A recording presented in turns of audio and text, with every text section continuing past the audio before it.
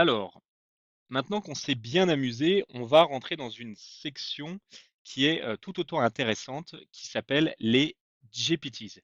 Alors les GPTs, qu'est-ce que ça veut dire?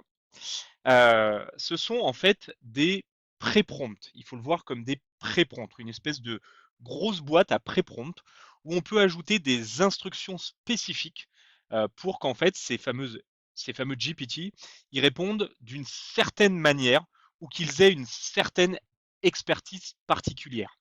On peut aussi leur donner accès à des outils comme des bases de données, des fichiers, par exemple, base de données d'une entreprise, des fichiers d'une entreprise, et voir lui apprendre à exécuter des tâches bien spécifiques dans un domaine bien spécifique.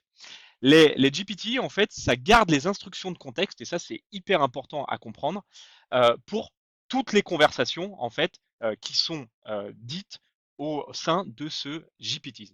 Donc, c'est super intéressant, et on va voir justement en images et concrètement, ensemble, bien évidemment, et pas à pas, comment créer notre premier GPT et comment s'en servir dans des cas concrets.